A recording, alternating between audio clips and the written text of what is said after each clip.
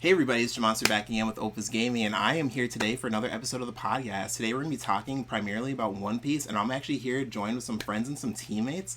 So what I'll do is I'll have everybody introduce themselves one at a time with just their name and what card games they're playing right now. So if you guys want to take it away, you can. Yeah, I'm Quan. I play One Piece currently, and I'm trying to get into Disney Lorcana, but product is product product's pretty hard to find. Mm-hmm. But yeah, so Nice, Yep. nice. Yeah. I am Randy. I'm maining One Piece right now. I used to play a lot of Digimon, and currently also looking to play some more Kana. Very nice. I'm I'm Devin. I'm a judge in Digimon, Yu-Gi-Oh, and One Piece, and I dabble with those three mainly. For sure. And kind of going forward, this is something that we asked the group last week too. For Randy and Devin, do you guys remember when you guys first joined Opus Gaming? Like specifically, do you guys remember who added you into the group chat the first time? For me, it was James. I had been hanging out with him on Wednesdays at TTT and just randomly got added to the chat. Yep, same thing. James was the one that added me as well because we were just hanging out after just hanging out over at VCG. So he's like, I'm gonna add Randy to the chats. That's No, how I for got sure. added to the I Opus chats. I think when we go through, once we get all of the team members, there's like 40 people in there. But once we get like the main people that play consecutively on, I think we're gonna hear James's name for this question quite a bit. So I can't Mm. wait to get James on here. He's definitely like the most social, outgoing Opa, Oh essentially. yeah. But so for everybody, what's everybody's favorite card game that you're playing consistently right now? Just kind of overall, would you say? One Piece Yeah. for sure. It's fun. Agreed. I Yeah, I'm on the One Piece right now. I'm just grinding One Piece. How, One Piece is really fun, but I'm a big fan of the last couple Digimon sets. They've been really good with that card design with those ones. I completely agree. I'm right there with you. I'm playing a lot of both of those. For Quan and Randy, wow, why do you guys feel like One Piece is your favorite game? Because I know that you guys are up on the Lorcana hype, so both of those games are super high on the hype tier for like popularity. Why do you guys think that One Piece is pulling your attention more so right now? I mean, I think I enjoy just the gameplay, the interaction. It's a very balanced game. Uh, well, relatively balanced, but but it's a lot of it's very simple to play as well, and it's it's Hmm. a lot of fun, just deck building and everything. Um, That's also one of my favorite things with One Piece is diving into like the deck building, the deck tech choices and stuff. Because a lot of it, I the one thing I like about One Piece, primarily above other card games like Digimon and stuff, is the player expression. So like if you can think of a really sick combo and then you as a player can express that and like have the skill to pull it off consistently, you can play whatever strategies you really want. As far to an extent, right? But as far as like playing your deck and stuff, you can make some pretty strong and cool strategies and just kind of like pilot those out. So no, that's super cool. How about for you, Randy? Yeah, same thing. Coming from Digimon, I just really like the way that One Piece is set up with like the whole Dawn system. I think it's really it's a card game where even if you end up with a bricky hand, there's still that comeback factor where you can still play out of the bricky hand, assuming that your draws are good. Mm-hmm. And then due to the game mechanics, taking life if your life draws are good, then you can still play out. Versus I love Digimon still, but Yeah. that was like my biggest issue with Digimon is that sometimes when you're bricked out, you're just completely bricked out. It's hard to come back. So, but One I do agree with the statement. Like the skill expression in One Piece is like a lot different than Digimon, Mm-hmm. Mm-hmm. Very much I which so. do is what think that yeah. I do think that One Piece definitely has a lot more skill expression than Digimon because usually I find the better player wins in a game piece just because you can control when you use like counters and stuff. In the game is just a lot more technical than Digimon where everything's just kind of like I do thing. Mm-hmm. Mm-hmm. yeah, If it were and to build on that, there's also a lot of like reading of players, like if they're countering, if when they use counter step, if they're countering with a 2K, then you can assume that either they have no counters that are 1K in hand, or they have just all 2Ks, right? It's just like those simple reads that is nice to figure out. While in Digimon, I mean, there is. interaction. There's going to be interaction now, but like before, you can't really read the opponent. You kind of just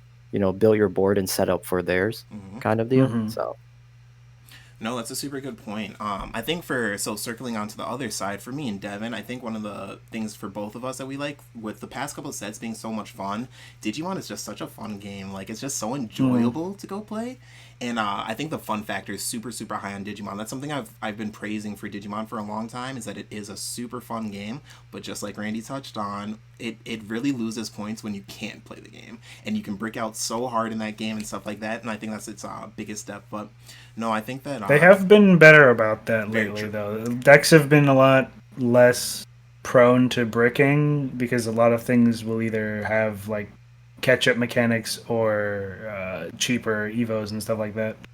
Nope, that's I, very I very true. also I also like how they added a mulligan finally.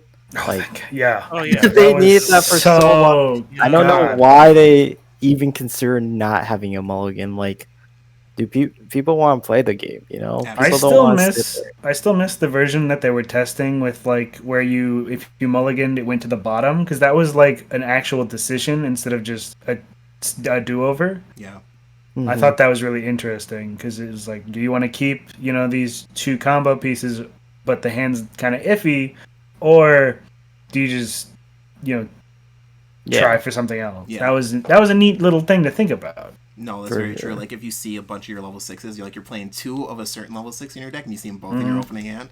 It's a big decision to make for sure. So no, the other thing I really want to check on, just kind of catching up with everybody, is what have you guys been playing this week? I know that I can take this one off. For the past week, I know one of the big things that we did for a lot of us was Quan. You hosted a Bad Leaders One Piece tournament. So for my One Piece fix for the week, that was really my big event. I didn't go to too many locals for One Piece this week, and also for Digimon. I only went to Digimon one time this week actually. So I definitely feel like we're feeling the effects of the end of the meta that we were talking about in the last episode that was all Digimon focused. So for me personally, this week has been light for card games. It's just been Discord testing, but for like tournaments, it's only been Quan's tournament was the biggest tournament that I participated in. So that was my big premiere one this week. Yeah, I mean it was a good tournament. It was fun. Actually Randy was casting with me. Yep. Yep. The only thing I didn't like is I regret not banning Sakazuki. I should have banned it. He's a little I strong. mean, that's Yeah, the that reason why I card, banned Luffy. that leader was a That's why. little bit strong in the format. Yeah, Right, right. yeah, but I mean, I think he's like almost playable in constructed. Right. He's not quite there, but like with a little bit more good like cards that I reduce I play should have put costs. I should have put Z just cause Z is a 4 life leader. Mm-hmm. Sure, Just that's because it's that's more, fair. evens out. I think the extra life is what really matters Mm-hmm. more so than the leader effect. Because I didn't see anyone use his ability. Maybe sure. Yeah. Yeah, no, for sure. Did you play it all this week? did I? I did. I play Yamato at my last one for the box tourney The yellow on Yamato? Sat. Yes. Nice. Yeah. How was that? What was that like? It's pretty good. I mean, I like it more than Katakari just because it has more defense Okay. and it's just like your 10 turn curve is so weird because like if you're playing Katakari, you kind of have to play 10 cost Big Mom, right? You're stuck in Mhm. that. But here you can play like a 7 cost Big Mom, keep a Don up for Arrow, and put a Don on Yamato, which is really strong, or like play like an 8 cost, put Don on Yamato, keep one up for Arrow, or put like a Don on Daifuku Mm-hmm. type of stuff. So I really like the diversity it has for sure. That's actually really And you interesting. can greedily take life against Whitebeard because once you're at 2 life, you're like the same leader, Mm-hmm. really close. So Yeah, that's super pretty true, good. actually.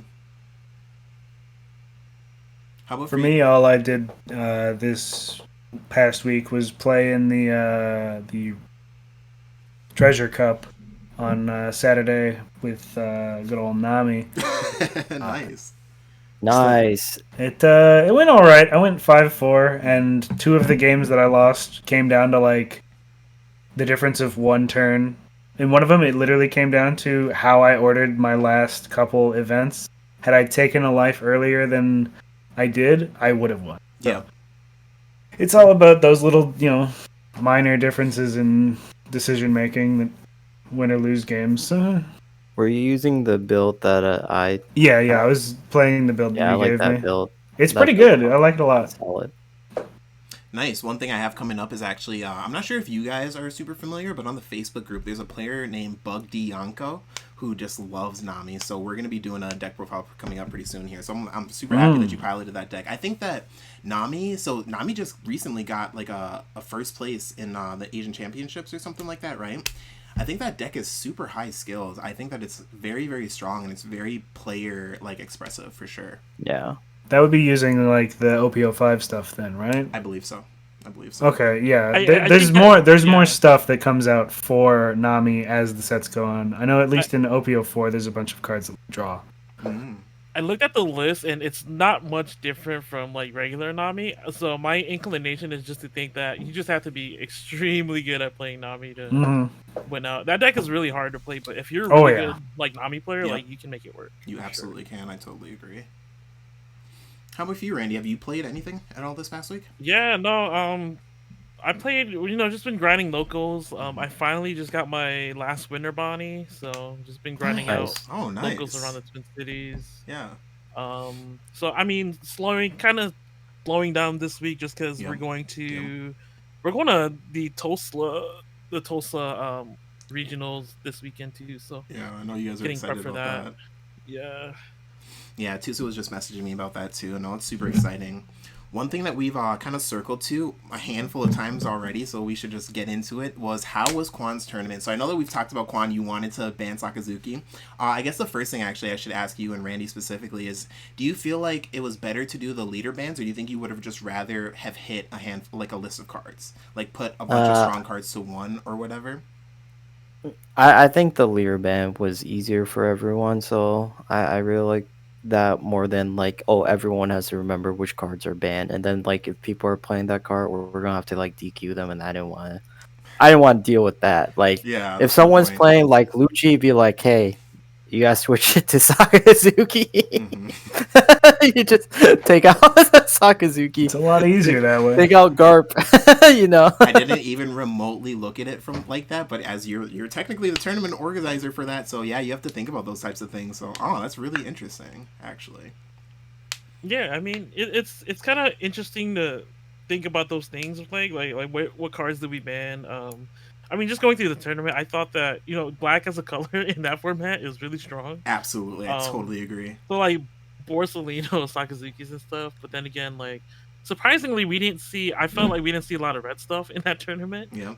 So yeah, I think leaders is probably the right call, but I think in certain scenarios, I feel like certain cards probably need to get hit if it's like the same exact format. Yeah.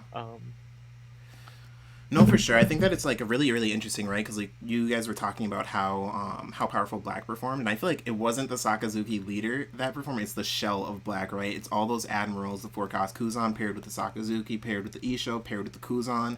You can throw that in anything, right? And it's kind of the same thing with those Uta decks we saw in round one of your tournament, because I'm editing the stream right now, so that'll be up this week, which is way before this will come out.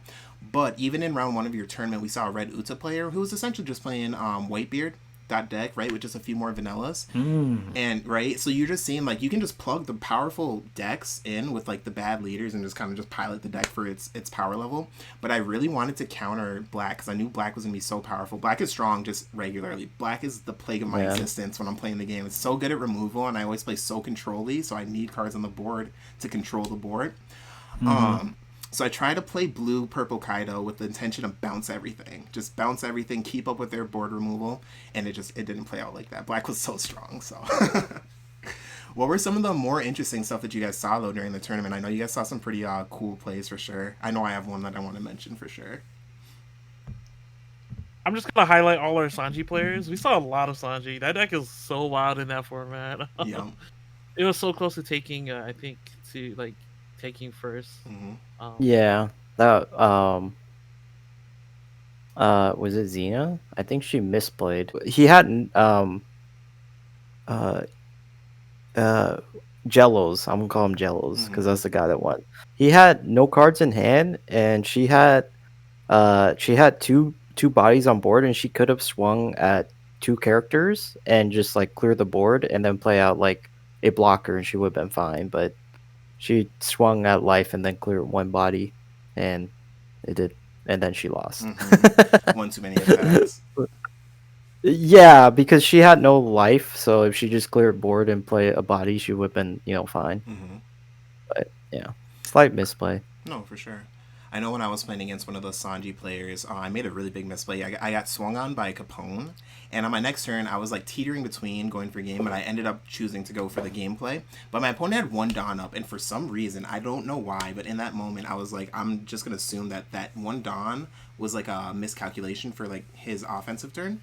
So I was like, all right, he has one extra Dawn. He wasn't really planning to play like a punk. So I go in with, I think I started off with like a 9-drop Kaido. I 9-drop Kaido'd his standing 4-cost unit, and I swung with a 7k body.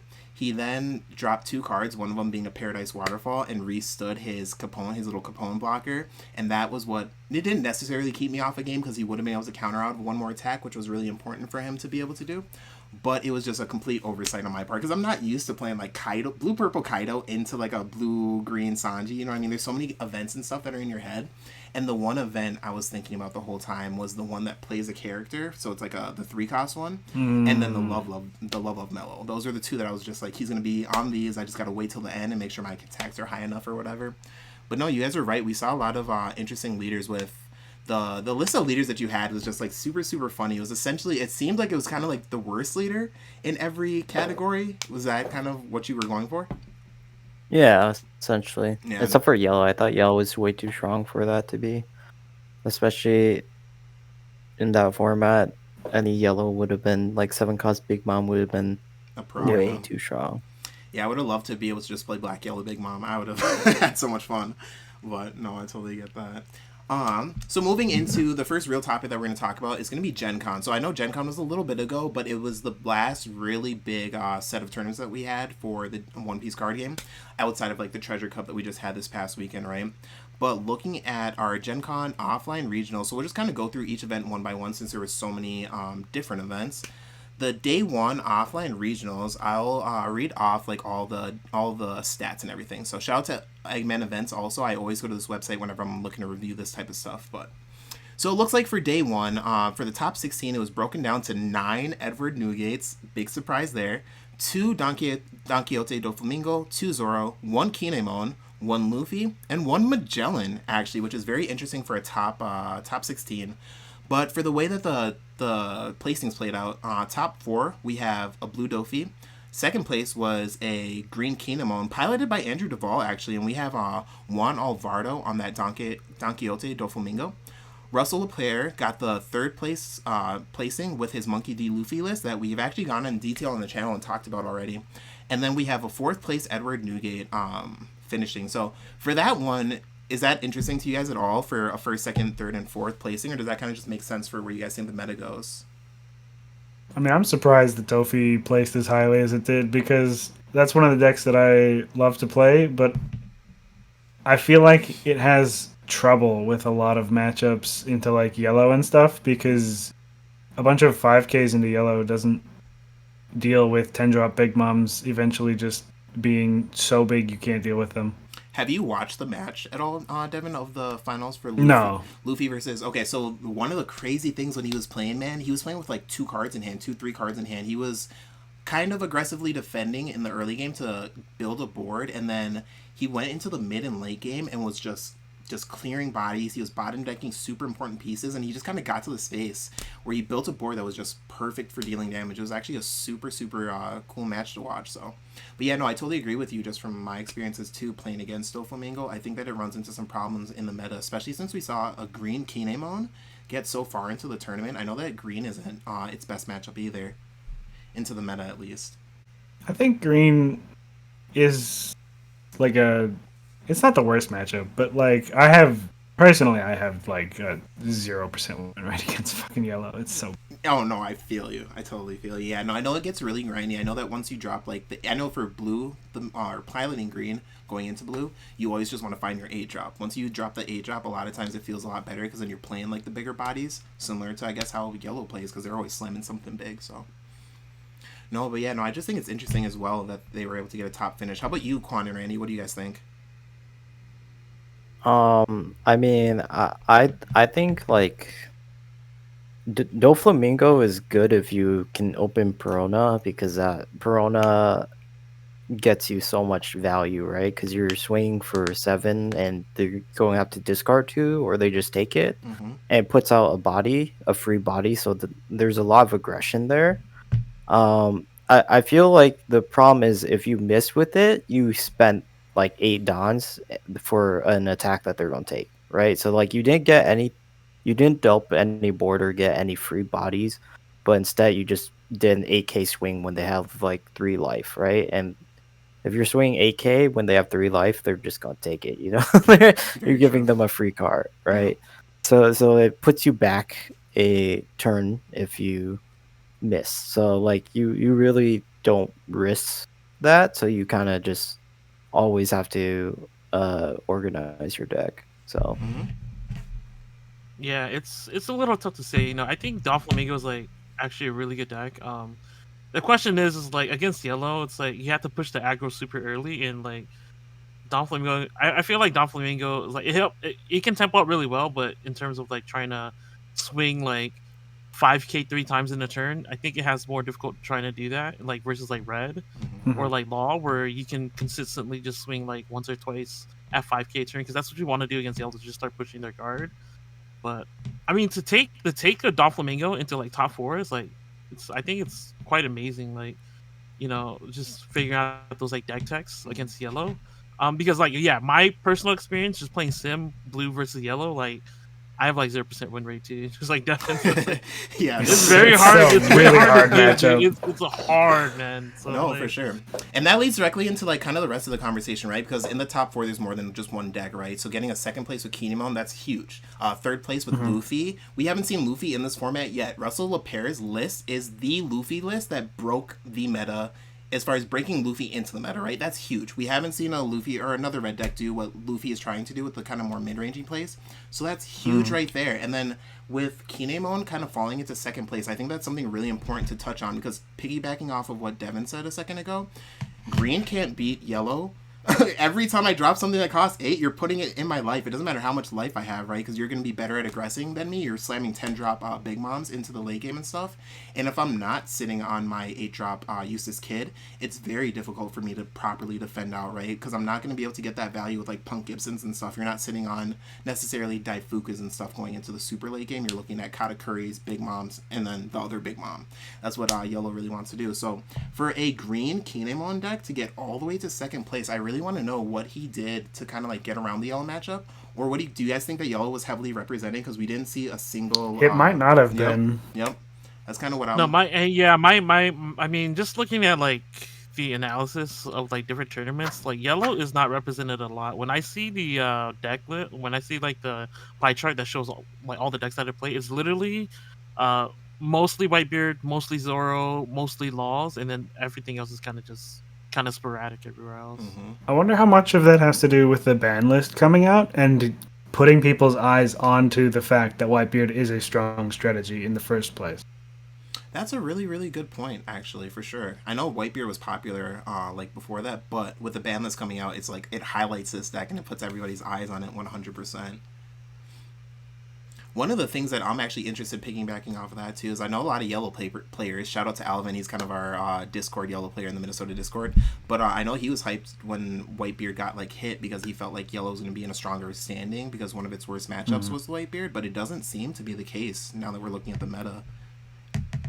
Yeah, it really isn't the case. Mm-mm.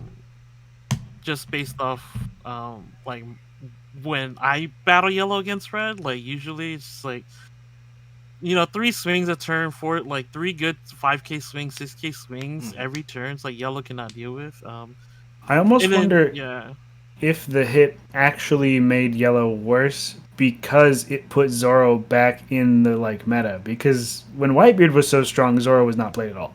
Yeah. But Yeah, now that because people are the playing nine. Zoro again, yellow has no chance against that. Yeah, the 9 cost was way too strong for Zoro to deal with. They uh, Yeah. making it 8K just turns off Zoro's ability, right? It just doesn't make Zoro it does. matter. Yeah. Yeah, yeah. No, that's a really really good point. I didn't think about that at all as far as that. Has everybody in here gotten to see Russell Leper's list that I was praising a second ago? No. Well, I for sure I got Yeah. firsthand testing with that list, and like I almost took it to like top 64 actually. Yeah, without I even was like I lost my practicing. last game, but I went like X2 like in the first 2 rounds, and then my round 3 guy who said he was at Gen Con, so he's just gonna scoop it up to me. So I decided, all right, I'm just gonna play out because this dude scooped me, he might have a chance. Hell yeah. Every game after that into the last round, I like literally took it all the way, and it was like, this deck is nuts. No, for sure. Touching on a couple points that I just want to highlight from the deck profiles, because I was playing Luffy as well, so I really enjoyed watching the deck profiles and hearing his reasonings for different cards and just kind of like piloting. But things like Brook being so powerful in the list, and you didn't see Brook piloted in Zoro or Whitebeard, right? And then he was on a super heavy event list or event lineup as well, so he was on like the 3 Fire Fist and the double Jet Pistol as well, which is something that Luffy's really really good at, because in the early and mid games you truly can just go tap 4 for the Jet Pistol leader ability and push a good swing on that turn and have huge impact.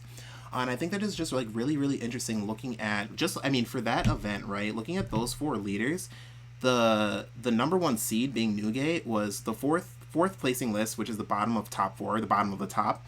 But everything else is just so interesting because it's not decks that you saw other people playing, especially like Kinemon, and especially not Croc, I'm sorry, Dofi.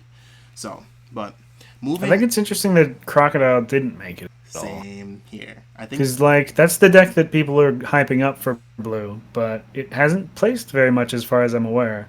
same here. We'll keep looking at the events and seeing if it made it anywhere. But from my noticing too, I haven't seen it performing all too great. But it's the number 1 blue deck that I was thinking was going to represent blue for the meta. But people love Dofi. Dofi is definitely a fan favorite deck though.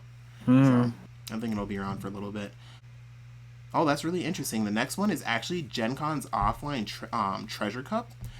So this one's going to be I believe it was like day 2 in person, and going over the top 16 leaders. Here we have 6 Zoro, 3 Newgate, 2 Eustace Captain Kidd, 1 Trafalgar Law, 1 Rob Lucci, 1 Crocodile, 1 Kinemon, and 1 Monkey D. Luffy. I'm assuming it's probably the same player that plays with like the Luffy list again. But for that top 16, that's actually very, very interesting because we see a lot of the same leaders, but we get the introduction of Rob Lucci there as well as Trafalgar Law. I actually think it's actually super, super interesting that we didn't see Trafalgar Law place at all in the last one. But going over those top 4 placings, it looks like first place is going to be Zoro, piloted by Jackson Wong. It's probably like his millionth serial Luffy. And then we have Nekima Goldman piloting Trafalgar Law in second place. Fook Din piloting Edward Newgate in third place. And then we have a 4th place from Rob Lucci by Abdul Karim Al-Maraji.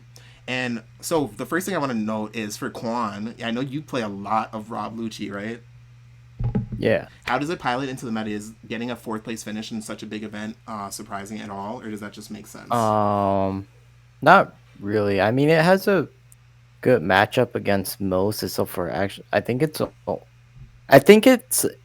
deck that can go like 50-50 with everything but Doflamingo. Personally, from playing it. Okay. So like it can win against yellow, it can win against red, it can win against itself. It has a really good matchup against Nami. I think that's like its only really favorable matchup, Nami. Really, not even red with all their destruction effects? No. It's still 50-50 because Marco is really strong. You can't really get rid of Marco. Marco's So at 1 Marco though. hitting you. No, five- The the 5 cost drop, one. the 5 drop, yeah. Sorry. 5 drop The is Marco. really strong. Yeah, the 5 cost. I forgot. Okay. That's the better one too. Honestly, Yeah, I think in my analysis too, I agree with Quan. I think Black or CP9 specifically.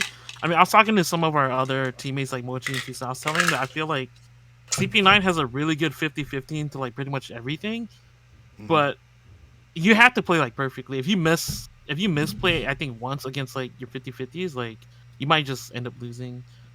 It's in my opinion, I think it's a pretty difficult deck to pilot because you don't know what to throw away sometimes in Mm-hmm. like certain scenarios. Like you want to keep stuff in certain scenarios. You have to pitch like stuff that you need for your Sakazuki and stuff like that. So I think you have to play perfectly for your 50-50s. No, for sure. No, I think it's really interesting. I was actually thinking that it was way more favored for Rob Lucci, so I was like, that was my kind of rogue deck, right, to kind of take it all. I think that it's just really strong for me. Whenever I play against Rob Lucci, I just feel like it has so much board presence and stuff. Maybe it's just I have to learn how to play against the deck is a big thing. But for moving through, like for the rest of the list, how do you guys feel about that top four in general? Kind of just like the same set. Does that make sense for like kind of a top four falling? I think so. Yeah. I Yeah, mean, you yeah. you have Zoro. Zoro, I think is as long as the leader is legal, he'll be in the top rankings. That card has such a crazy effect. Mm-hmm. I agree. No, it is super strong. I think the thing that is most interesting for me is that so we see Crocodile get a fifth place here, but with Trafalgar Law getting second place, I'm super surprised that we didn't see Trafalgar Law in general more because it does Trafalgar Law have a good matchup into the meta, Randy? No. Uh, Oh, in sorry. serious, Nope, I, Randy I and think Quan, whatever. Talk Quan about it. Quan's like I think he's a law hater. He could be a law No, hater. I'm not gonna no, quote him no. on that, but Aw. I don't know. As a law main, like most of the times, I find myself missing a lot with the deck. Mm-hmm. Most of the time, I played it in Peoria, got stomped. I played it, I think, in an online, one of the online regionals or judge cups. Also proceeded to get X3 dropped. Mm-hmm. Um, that deck is just so weird in the meta because, like, in my opinion, I think that the laws that are getting these tops are getting in like their RNG is so good into the matchup spread, and like their matchup spreads must be like favorable for them because I had some horrible matchups like when I played as a law player. Like it's sometimes it's just bad, or sometimes you just get like you can just get like a goaded hand, and like sometimes with your searches you can like just miss like three searches in a row and you just straight lose. And then other times you hit all your searches and you just auto win the game against like any deck. Mm-hmm. Yeah, I feel like law is like heavily dependent on whether or not your searches are one, you find them at all, and then two, they need to hit something that is relevant at the time. Nope. No, it's very true. Because if they don't, then you just lose. Like there's because it's such a value oriented deck, and so if you're not getting your value off, then like what are you doing? Yeah, No, that's a good point. Yeah, I can't tell you the amount of times that like a law player like starts with like a Nami on turn one or something like that, and if you don't hit it, the Nami specifically, right, it gets so difficult because they're looking for like a Zoro for the follow up turn or something like that. So I can see like missing the chain, right, or missing the value being very detrimental to the deck. Quan, why do you feel like it has a bad matchup into everything? Well, besides that, um it's at the moment, LOL just has too many. Red's in the meta, and Red just has too many things that pop stuff. Mm-hmm. So like Hmm. your one cost, like you don't want the moment you lose your board, you kind of lose the game because you need those 5 units to use abilities Mm-hmm. and to bounce back your searchers and play out bigger guys, and then use your searcher next turn after you block and whatnot. But the moment you lose the searchers, you kind of lose the game. And just the fact that like Marco is just gets a free body out that forces the opponent to discard a card when attacking, as well as it being really easy to protect. It a- and there's also Fire Fist. Those two cards is like the reason Law is just not good this meta. Yeah, for sure. Fire Fist and Marco will like like in any red deck will probably destroy Law. So it's just like once you lose your 6K Law blocker, and like if they Otama Fire Fist, then you just lose your only two blockers, right? Mm-hmm. And you can't bounce it back. Uh you can't really abuse Law's effect. So Yeah, that's a yeah. good point. Fire Fist is huge, and it's really, really being used in everything that can play red for sure right now. No, I totally get that. What we'll do for the other Gen Con events, because they're both online events, we'll just combine them both together. We'll go over the top 16, and then we'll talk about it at the end. But the next one that we have here is going to be the Gen Con online regionals. This is something that me, Randy, and then Muchi Tusa also were playing in. And the way that I was in that one as well. Oh, were you? Okay, nice. Definitely as well. So this one, it broke down to a top 16 of... We have 7 Newgates. So we've just seen Newgate and Zoro flopping back and forth. They're just, like, ridiculously represented in the top cut. And then the other one is just, like, underrepresented. But that's just super interesting. So we have Trafalgar Law at 3, Zoro at 3, and then Don Quixote Doflamingo at 2, and 1 Rob Lucci. With the top 4 falling as Gabriel Izaza as Edward Newgate, Luis Aniel Urena Lopez, as Rob Lucci getting second place in this one, which is actually really, really cool to see it come so far. James B on Edward Newgate. So this is the first time we've seen 2 of the same leader finishing in a top 4 here. And 4th place being a Trafalgar Law, with the 5th place honorable mention being Verona Zoro. And then just kind of going over this next event that we have here. This one is going to be the not the Cortese, but the Gen Con online Treasure Cup. So this is going to be the one that occurred on the Sunday, or the Saturday, I believe. No, it was Sunday, because they were the second days.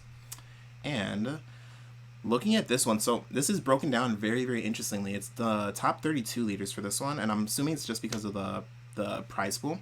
But for this one, we have 14 Edward Newgate for the top 32, 8 Zoro, 6 Trafalgar Law, 1 Lucci, 1 Dofi, 1 Captain Kidd, and 1 Charlotte Katakuri. Oh, so this is our first time seeing Charlotte Katakuri, but this one is including a top 32. So let's see if it finishes within the top 16.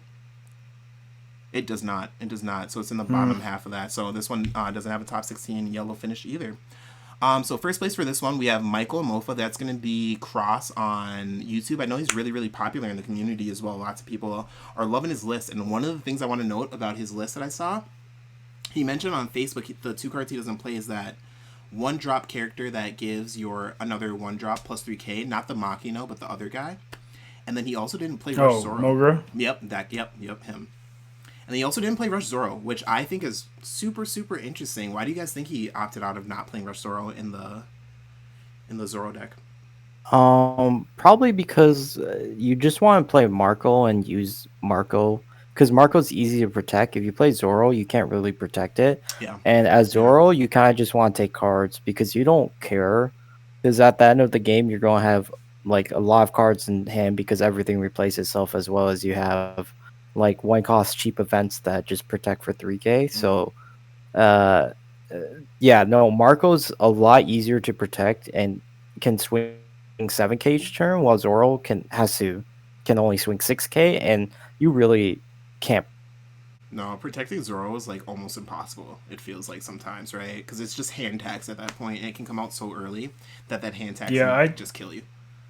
I don't think Rush Zoro is even strictly necessary anymore for Zoro, because they don't really need the quick damage as much as they can just like go super wide. Since the release of the second set with all those 1 drops that just buff each other up and whatever, you don't need that quick damage. You can just go super wide, use Zoro's effect, get everybody really big, and then just 5, 5, 5, 5, 5, 5, 5, and you know they can only clear so much on any turn, so you can just do it again next turn, and they probably lose. Yep.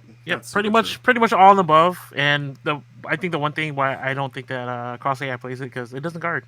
Simple. It doesn't counter. So I mean, countering is like, and that's like playing against a lot of Zoros with the Luffy deck. That's basically how I won a lot of my games. Is that at the end of the game, they're not dropping any Zoros down to swing, and then they have like no cards in hand because they played all the Zoros out late game to try to finish for game, and then next turn I'm able to just like block it all, and then that's like one of the big things is like, I think in any deck building situation, especially for Zoro, it's like, do you want to run the Rush Zoro, or do you just slot that in for like a 2k counter that is also playable? It's like, and I think if you're going for like a finisher, you'd rather just play Rush Luffy, because then if they have like a lot of blockers because you're playing against Law or something, you just boom, get right through it.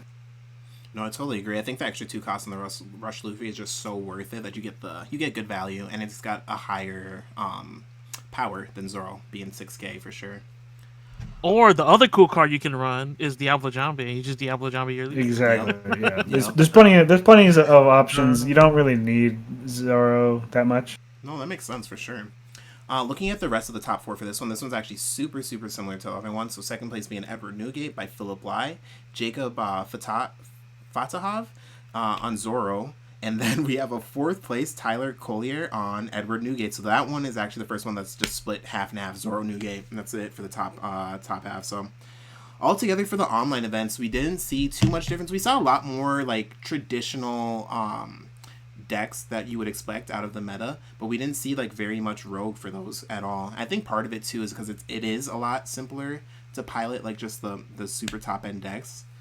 But I wonder if it has anything to do with it being online versus offline, because one of these events did have a cheater issue that somebody called out as well. So that is something I kind of want to touch on. Do you guys feel like people just kind of like cheat more with these stronger decks into these type of events, as opposed, because you can't cheat in the same ways? It's not as easy to cheat in person as it is to cheat online, right? It's very easy to just have cards on the side so anybody can essentially do it with the way that onlines are set up compared to in person, right? You just have a little bit more, a little bit less of that. But I would like to think that most of the people who made it into the top 16 weren't cheating. yeah, fair. It's just, better mental state to assume that they weren't. But it's possible. It's definitely possible. The guy, Johnson Wynn, that got banned, he was like ranked number 3. That's true. Sure. That is something I want to forgot about that. I forgot about that. It was ranked number 3, so it right, but that's one that we know for sure. But yeah. For the rest of them, we can't just assume that they were cheating. Yeah. That's true. But just to put that out there, he was one of the better ones. No, for sure. It's definitely not surprising seeing the way that the top cut fell out. I wish we could have seen a little bit more variety and a little bit more rogue decks come farther, like we saw on the first day of Dofi getting first place. That's something that I couldn't have called in a million years. I would have liked to see more Katakuris in the top, more Big Moms in the top, and things like that. But how about you guys? Do you guys have any feelings about it? I think a big reason that you don't see rogue is simply, at least at the top levels, is simply because for those decks to do well, you need to pilot them very, very perfectly, and you also need to draw in specific orders. Whereas the better players are usually going to pick a deck that is easier to win, just because it'll make their life easier, and they're already good enough to win with whatever. So why make their life harder by playing a harder deck? I totally agree. Yeah, pretty much agree with Devin too. It's like you don't see a lot of rogue just because, again, it's hard to pilot, and those Zorro and Newgate are the 2 most consistent decks in the format. So I mean, you just shouldn't ever really be having issues with not drawing the correct card, because every card essentially should be you can use it to counter or you can use it to play in those decks, especially Zorro. I feel like Zorro is not too hard to pilot, in my opinion. You just go Unga Bunga, drop down your 1-drops, and then just start swinging 5 or 6 every turn. And the Newgate's on the opposite end of that, where you kind of just defend or choose not to defend, drop a big body, and then just start swinging big late game. I think, and even with the bans for Newgate, right, it's still literally the most consistent deck in the format, in my opinion. I mean, just drawing an extra card every turn out of your life is so strong. No, totally agree. Keeps your hand size so healthy, and then going into the late game, you just have this ridiculous hand size, right? Because you're also pushing this crazy tempo, pushing crazy damage onto your opponent every turn that they can't necessarily always defend out. So you kind of push the issue of the game is going to end either this turn or next turn. So you have to push out against them earlier, and they just have a huge hand. So in response to the question, I'm not surprised that these decks are in top slots at all. They're just too consistent. For Gen Con being such a big event, I was really hoping that some people were just going to craft around the meta and just find something that can just beat red decks, essentially, because it seems like that's just really what the tournament was made of, with not many rogue decks making it very far. You would think that people there's probably somebody who played 7 rounds of red, right, at one of these events, or something similar, right? 6 rounds of red out of 7. So you would think that I would hope that somebody would try to find something that just beats it, but I'm just I'm kind of surprised about that, honestly. Not surprised necessarily, because it's what's expected, but I'm more surprised to see the numbers that red took up in those top cuts, right? So Well, I think blue has a pretty good, or well, Doflamingo specifically has a pretty good matchup into red. So I think that's possibly how a lot of those Doflamingo players got super well. Is they might have played a lot of red because if they didn't play like any yellow, that's great. Makes their life way easy. absolutely. No, I think that's super super true. I think that Dofi was. I guess Dofi was the rogue pick for all of us rogue cheers, and we did see what two of it make it into a top 16. It got a first place in the first one that we talked about. So getting 3 slots out of how many slots we're talking about total isn't too bad at all. No, you're not lying there. Yeah, I mean, another thing I want to add too is that it's just I don't think there's enough variance in the game yet. I mean, compared to Digimon, like there's so much variance in Digimon right now that I think that's where like I feel like you can run like most decks and you can pilot it fine. Even though there's a lot of leaders in One Piece, I still don't think there's enough variance yet to where we can find some of these like super rogue decks, make it like and then make it super consistent and then make it playable in like top levels of competition. I think later on for One Piece we'll definitely see more of that just because that's pretty much I feel like how Digimon started out too. There wasn't too much variance at the start, but now there's like so much variance and like I can't wait till One Piece gets to that point.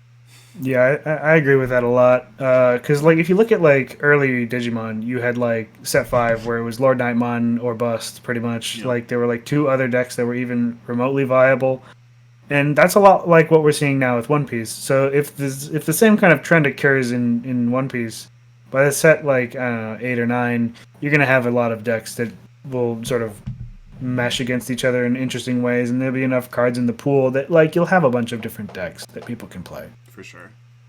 I can't wait for One Piece to hit its legacy support stride once it's been long enough that we're getting like set one Kaido cards that are like good for like that specific leader and stuff like that. It'll be fun to circle back to.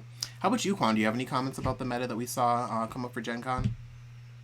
Not really. I mean, uh, I I mean, like when you have that big of an event, you expect like a couple rogues deck to get in, but you kind of don't expect them to win. Well, the Dofu was nice, but like I mean, like the top decks will probably be like red, Zoro or Whitebeard. So Yeah. um, but yeah, no, glad the different deck got in for sure. No, totally. That actually just kind of leads directly into the next question. So looking at post Vanless, Vanless was mostly red hit, and it was just kind of focused on bringing red down to the level that we felt like was kind of evening it out, right? Because every card that was hit on that list was just mechanically too much. Rad Beam was mechanically too much. Marco as a blocker mechanically way too much. And then that 9 drop 9 beard, like you guys were saying, it kind of just housed some decks out of the format. So like Zoro can't play into Whitebeard when they drop those. So we saw looking at the ban list, a lot of people had a lot of hope for like yellow coming into the meta, green coming back into the meta, people being able to play blue and black. And we haven't seen any of that. So looking at post ban list, do you guys feel like red is a toxic color for the game right now? Yeah, for sure. Why so? Well, I guess more so. red. I'll finish the question. What's the issue, and what's the big contributing factor that makes red the best, most consistent color? So we can just treat it all as one question. So It has all the I mean, searchers. okay, yeah. Yeah, So in One Piece, it as much as red is an aggressive deck, it's okay. Red set 1 was okay because they weren't able to replace everything they play. Red right now is now okay because everything they play and everything you kill, you lose cards. Because if you kill a buggy, then you lose a resource to kill a buggy, whether it's a swing or it's a KO effect or a bounce or say what. But you lose a resource and then they're able to push damage and regain all the resources. It's a game of resource as much as red is. Set 1, they weren't able to do that. They just went like full face, right? They weren't really able to recover. If once they ran out of gas, they ran out of gas. So in that way it was fair. But yeah. No, those are some great points. What were you saying, Devin? Well, they just have all of the searches. You have Buggy, you have Izo, you have Nami, you have Dadan. Like they have 4 searches at 1 or 2 cost, and all of those work in, I mean, really strong packages. Like doesn't matter which one you're trying to go for, and they search out like 2K counters and all this other stuff that's just really all of the really good cards find each other in red, whereas other colors have to work really hard for card advantage. Or if you're playing like black, all of your cards are losing you card advantage all the time. Purple, you have like the dawn minusing, so you're having to keep that in mind all the time. Red doesn't really have to worry about that kind of stuff. All of the cards just accrue more advantage constantly. I also. Oh, sorry. Finish. I was just gonna say, even with green, like a lot of their searchers have to tap themselves, so like they can't swing and search. That's not an option. So.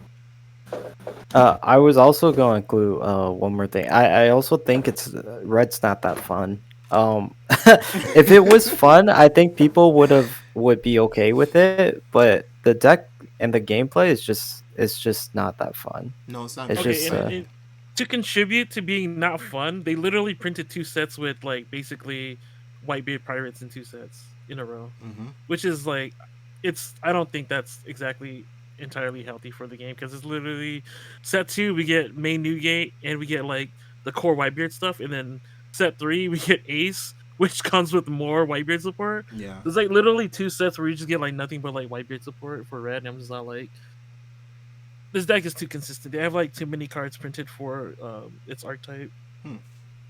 No, that's super good. That's a super good point. One thing I want to piggyback on top of what Devin was saying about the searchers is that, so we saw green be very powerful in set 1 and 2, and I think that part of the reason why is because it had kind of the next best searchers next to the red archetype, right? Because red got all of its 1-drop searchers and all that stuff in set 2. So with green being like kind of so close to having like a searcher package that was so good following that, I think that's why it kept so close in power for so long. And then going into this format, right, we're losing so much value with the way that our cards play that a lot of those searchers don't get you the type of resource. So now that we're like 2 steps behind of the type of searchers that red gets now. So I think that's actually something really interesting to look at, the type of searchers that you can play in your deck for sure. I think a little bit of it also comes down to the fact that red has a lot of incidental removal that just kind of happens as par for the course of like their cards. I was just gonna mention that, like, the reason why like green can't play is because black has too much removal, yellow has enough removal, and then like red has removal too. So it's like green can't play if there's too much removal in the game. Totally. Well, black is at least losing, a little bit of card advantage every time they do that. Red just like you play Marco and you kill something, and you don't lose anything for that. Yeah, can't play the kid because it's just gonna get Flame Emperor next turn. Yeah, exactly. No lie. I think from my point of view, I definitely agree with you guys that red is getting to a place to be toxic, and I think that the big reason that we're seeing this is that post banless, once we've hit the mechanically problematic cards already, right? That's a huge thing, and I think that was a really good job on Bandai's part. But now that we've taken those away and we're seeing that it's coming down to the development of the color, I think that's something that we've touched on in a couple of the past podcasts. We've asked the question, like, what do you need to do to increase like this color stature? Yellow was one of the ones that we tackled, and I believe we talked about green as well. But looking at what red has gotten, piggybacking on what Randy said too, is just sets and sets of just consistent good cards. We had first set with Nami, Zoro, Rush, Luffy, etc. that you still use to this day. Second set, we got all the Whitebeard stuff, and then third set, now we're getting more Whitebeard stuff that is just like also very good. I think red has just this is the most powerful cards in the game, and then when you pick the best cards out of the best color, throw it in the deck, it just puts the deck at kind of, it's a full step ahead, I would think, of all of its competitors, honestly, and that's why we're seeing just like troves of people playing the deck, right, picking it up and piloting. I think another one of the things that really adds on to that though is that red is just like so consistent at like tempoing out your opponent. Like in set 1, Zoro, like what Quan was saying, Zoro was a rush deck where they shot all their gas off in one place. But now Zoro can play and Luffy can play through an entire game, all the way through 10 Dawn plus extra turns, and just never feel like they have to get to a place where they turn everything sideways and it's sketchy to try to go for game. I feel like every time that they want to go for the game, they can do it healthily because they're sitting on Marcos that are easily defendable. They're sitting on 1-drops that are easily replaceable, and they just never get to a place where they're just like, I'm down and out. This is my last one. I hope I top deck a Zoro, or I hope I top deck a Rush Sanji, like we used to see in set 1. So I think that's kind of one of the big contributing factors. But Circling back to what we were talking about a second ago, though, with Quan, you knew the player's name, but we had a really huge cheating scandal. And cheating scandals have been going on. Honestly, it feels like a lot more. I think one of the things that the reason that we're seeing them a lot more is because they're getting like kind of popular. You see these YouTube accounts come up and there's just thousands of views on just like a cheating scandal video, but then they'll have like 2 or 3 subscribers because they only made the YouTube video for that, to put that out, right? We've been seeing it so consistently and it's kind of like so in our face recently. Is there anything that you guys can think of, like player tips or anything that like players themselves can do? What do you guys do if you guys think that somebody's cheating against you? Outside of just recording. I know that everybody knows about OBS and recording your games, but is there anything else that you guys do to kind of keep an eye on that when you're playing in online events? I think it's... Yeah. Go ahead. No, I was just going to say, like, I think, telling your opponent, of course, like, okay, I'm going to record just for safety.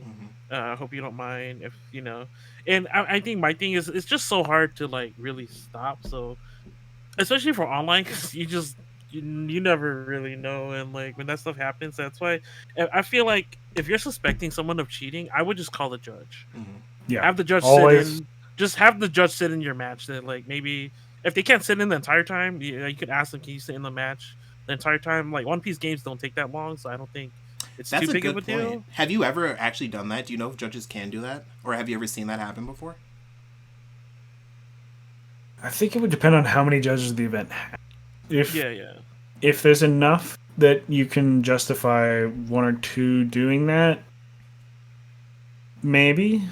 But there's usually only a few, so I think having them sit the entire match is probably unlikely, unless the person has had like warnings or something in the past. Then the judge might be more willing to go, okay, this person's had a warning, this person's suspecting them of cheating, I will watch the rest of the match to make sure that nothing suspicious happens, etc.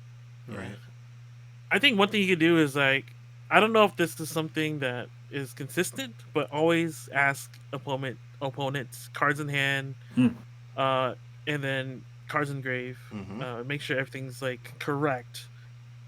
I know that. I think card counting in One Piece is not hard. No, definitely not. One thing I saw on another viral clip, I can't remember like the person's name or what it was, but it was one guy who said that he caught his opponent cheating, right? So his opponent was playing with his cards or whatever. He went from trash to hand a couple times, kind of like fanning out his hand. And his opponent remembered, like, hey, on your second turn, you tap 4 for a jet pistol. Where's the jet pistol in your life? Or in your trash? Jet pistol wasn't there. Jet pistol was in his hand. And it came down to the point where I think the guy was just like, you can either just give it to me or else I'm going to call a judge or whatever. And then, but I think that's one thing for sure is just be totally aware when you're in your game. Pay attention. Think about the things that you know. It doesn't always matter about like being super like detail oriented on things, right? You don't need to know the order of your opponent's trash, but like if your opponent has played an event card or something like that, double check the trash. Or when your opponent's fanning through the trash, right, look for those different resource points, right? Keeping, like you guys mentioned, keeping track of cards in hand, but keeping track of cards in trash, right? Is that jet pistol that you use on turn 2 still in trash? Is that fire fist that you use? What happened to the Mihawk that I popped with whatever? I think keeping track of those little things are really big, but also the number one tip that I have had to like teach myself is that when you're playing on your turn specifically, when you're doing things like thinking, when you're doing things like trying to figure out what your play is, don't just stare at your cards. Try your best to stare at the screen, because when your opponent is moving around and things like that, I feel like anytime that cheating happens, it's always I've seen it happen on the opponent's turn. It's when you're trying to make plays and when you're really confused and you're trying to find that line of play, right? Am I swinging 6, 6, 8? Am I swinging 6, 7? Whatever.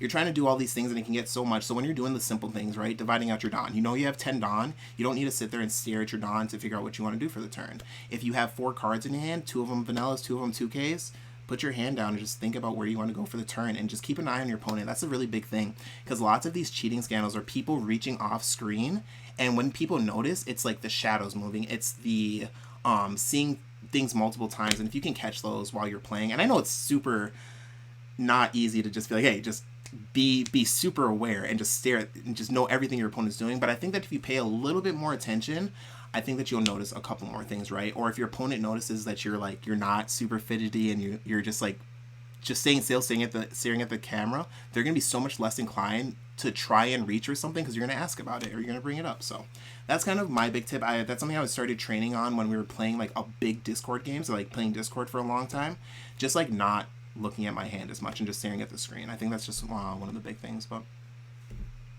I think also keeping track of having your opponent announce what cards they're discarding for costs and things like that is also really important, because sometimes I had an opponent play a Kaya and then he drew 2 and then he went to go continue doing things. I'm like, hang on, now you got to discard some cards there.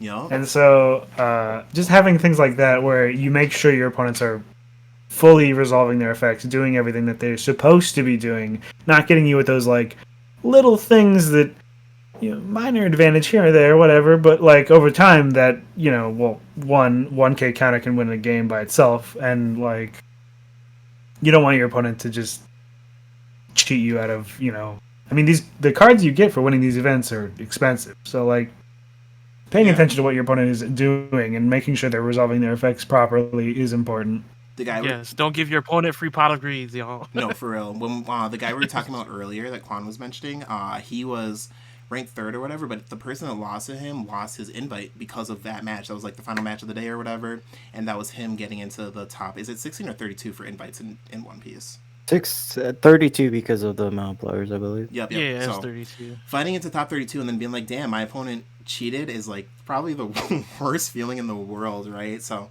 just doing these things, training yourself in little ways.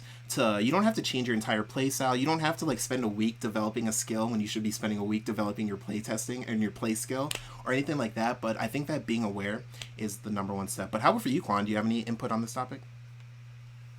I mean, I think even if you're not recording, I think you should just say you're recording so people people are more wary to cheat. But besides that, like I think you just be more aware of what your opponent is doing. And like as much as everyone sounds like nice and everything, a lot of people will do lots of shady things to win because thousands of dollars are on the line. It's not like you're playing for fun. It's not like locals, because I bet these guys would not cheat at locals. Maybe they do, but most likely not. Right. Because like if you cheat at locals and someone catches you, like no one's gonna like you, and no one's gonna trade with you. No one's gonna do anything with you. But like, you know what I mean? I bet like none of these guys cheat at locals. So it's like when there's like thousands of dollars on the line with reputation and other things going on, you definitely have more incentive to cheat. So. That's a super good point. Developing the question a little bit for everybody. So taking away from the player and what we can do ourselves is honestly, there's not too much that you can do. If you do everything correctly and your opponent is just that good at cheating, you will get cheated. And that's just kind of what it is. But is there anything that TOs can do? And I think that this is kind of the bigger question, because I think that I'll start off with my opinion and then we can piggyback onto everybody. But so for my opinion, I think that TOs can definitely do a lot in the space of cheating, because I think a lot of the cheating scandals and stuff happen with bad setups. I think that if we put way more strict rulings on the type of setups that we allow in, because I play on my cell phone. Oh, sorry. Yeah. So Bandai actually very recently put out in the tournament guidelines, I think there was an update within the last month or so, about what a proper setup needs to look like now. You can get DQ'd for having an improper setup. Wow. I didn't know Yeah, that. Yeah, there's like pictures and everything in the tournament guidelines. It's great. It's perfect. It's exactly what you want. It's like your whole board is shown. You need your graveyard and your your deck and your Dawn deck and all of that to be inside the screen. Your hand has to be inside the picture at all times. It has to be like visible but not visible to your opponent, like they can't see the cards, what they are or whatever. It's great. Great. No, that's literally like exactly what I was gonna say, because I feel like it's easy to get a setup where you can see like your hand and where you put things, like, and it's very simple to do. So no, that's fantastic. I think that's the number one thing that we needed before this point to stop all the things that have happened this far. But I think that it'll be super interesting moving forward, seeing if there is seeing if this does cut back any types of cheating at all. Maybe it will, maybe it won't, but we'll see, essentially. But does anybody else I think at this point it's just going to come down to whether or not that is actually enforced. Yep. I hope it is. I hope it is. I feel like it would be really, really easy to enforce. And at the end of the day, it weeds people out. So lots of people have played a lot of events. And if you've been playing events and your camera setup isn't very good, but you just know that you can play the event anyway, I think that it kind of bars people off and is like, hey, you can't play in this event, right? Go get the $10 phone stand or the $10 webcam stand that you need to properly display yourself, and then come back and continue to play. I don't think it really bars people off. I know that when Digimon was starting off, a lot of people were like, oh, I'm not playing webcam events because I can't do whatever. And then I would be like, no, you can use your phone. And they'd be like, well, what? I'm in, so. There is one caveat to that, and that is that you do need to have at least a 720p image. I know a lot of people have issues with bad internet connection, whatever, Yep. and they end up with like a 480. I don't know if they're going to do anything with that. Mm-hmm. Technically, Bandai's rules are if you don't have that, get out. Yeah. So, but that one's interesting. Get a better camera. Yeah, I feel like with cheating and like the quality of the camera, it's really hard. As long as you can like see movement and it's not super laggy, I feel like it's whatever. But I can't really think of ways that people could cheat. I think that one's more about readability of the cards. Yeah. If you have a camera that's low enough quality, you have no idea what the hell you're looking at. So that's true. That's a really good point for sure.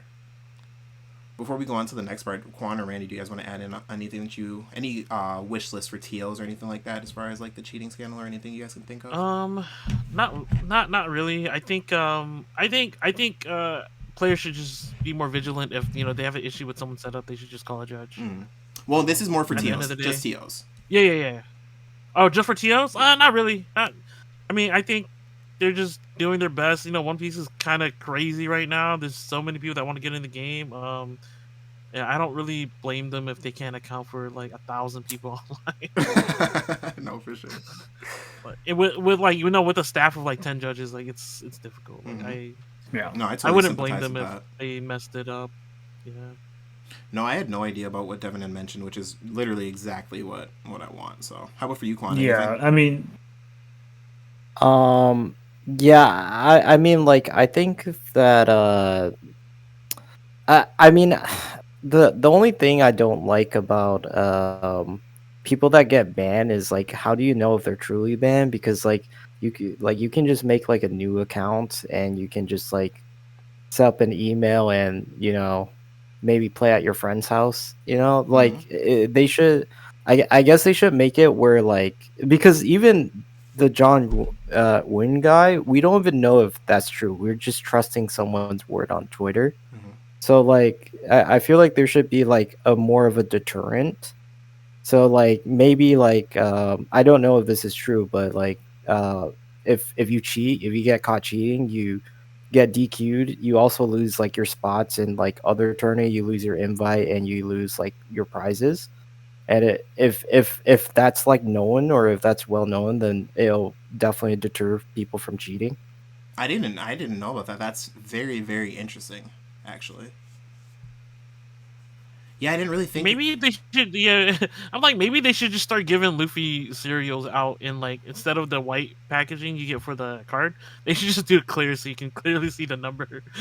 Oh, fair. You know what I mean? Because it's serialized. So if that person has that number and they're a known cheater, we're like, okay, there's their ID card. Give us that card back. Piece. Yeah, give us that card back because you cheated.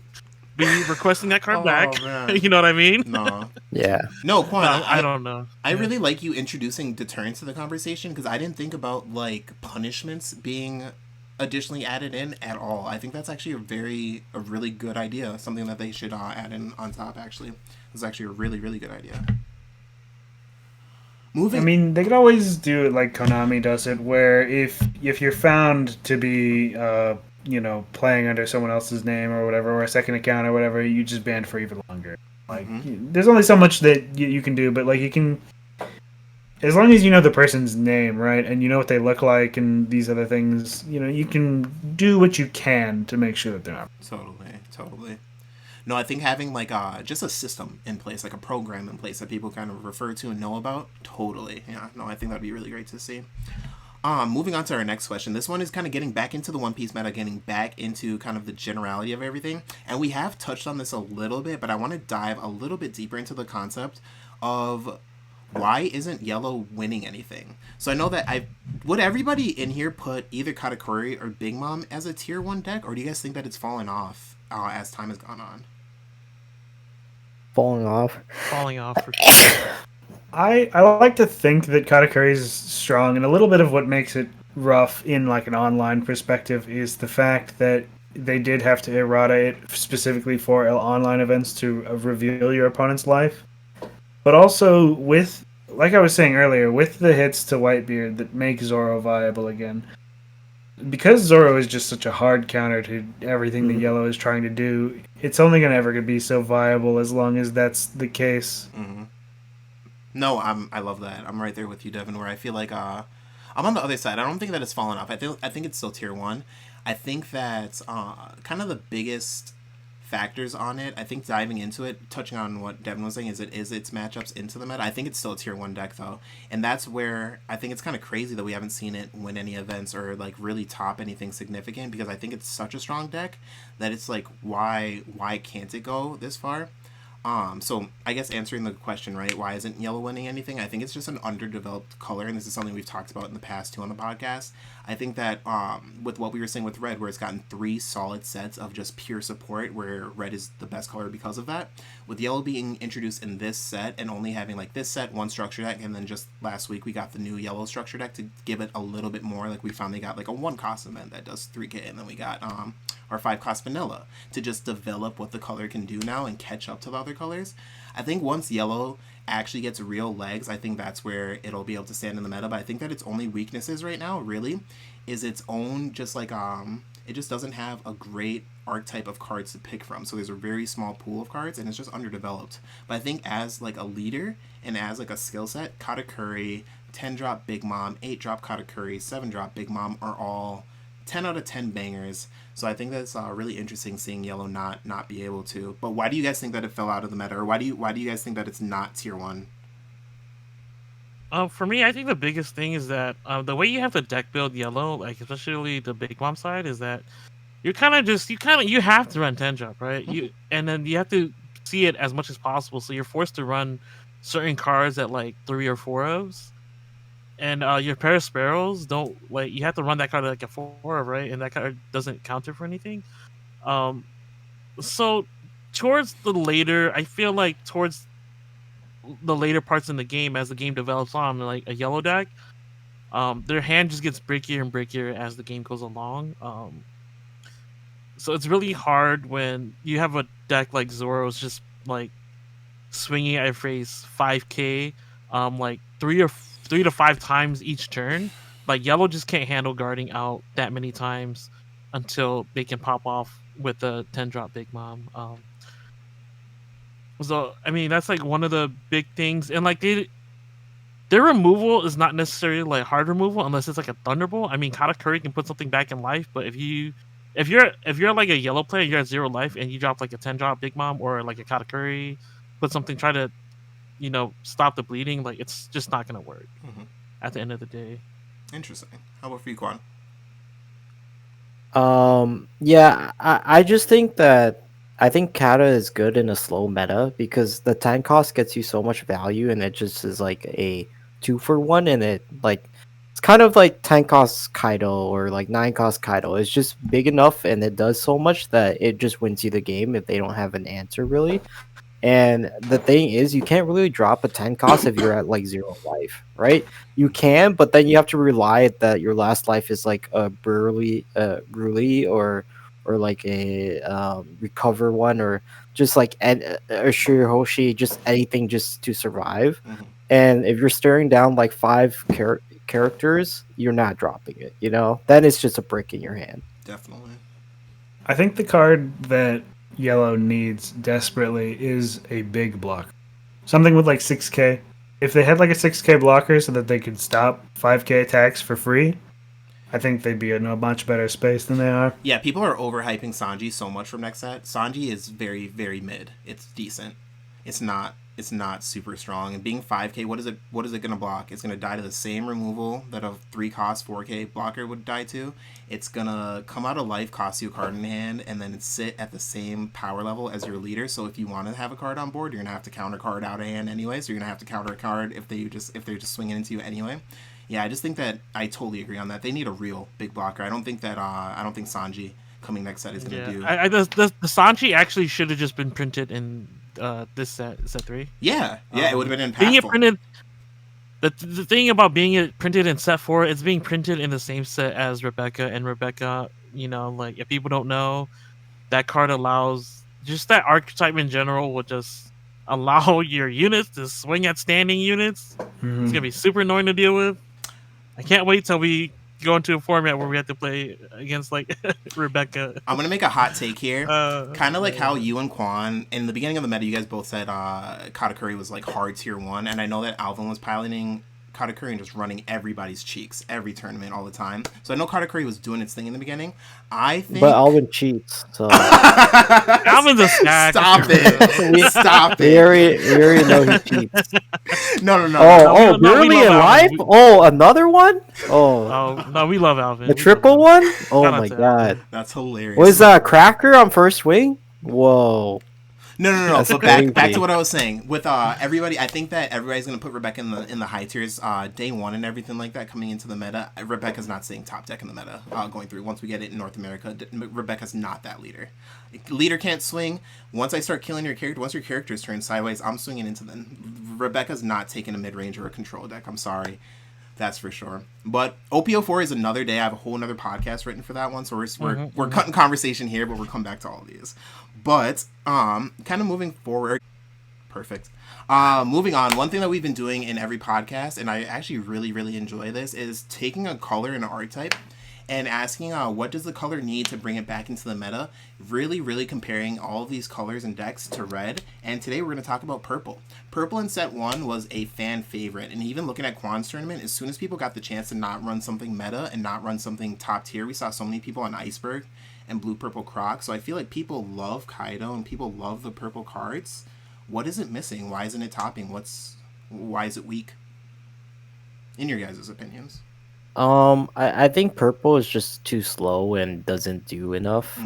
Because it's just like the idea is to like Don minus, but when you're Don minusing, it really puts you back a lot. Like you know, a lot of these, like if you're Don minusing 6 to play Kaido, sure, like you get really good value at the moment, but in the long run it's going to hurt because 2 turns later. First you're doing it on a turn where they're gonna have 10 Don, so they have 10 Don to deal damage to you, and then also you're unable to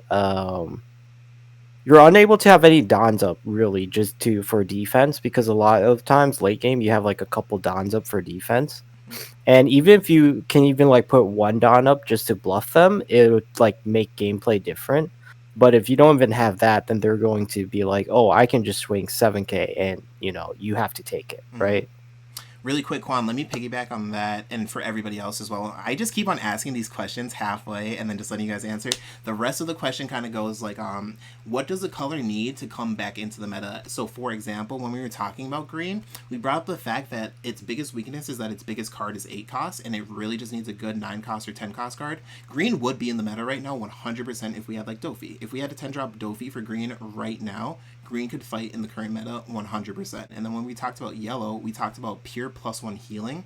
So doing things like 10-drop Big Mom is the real only +1 healing that we have, or I guess Katakuri, but when you're playing Katakuri for that much and only healing, he loses some of his value. So if they had another way to +1 heal, we think that would really bring it into the meta. Can you think of any mechanics or anything that purple would need right now to bring it back into the meta on top of what you said?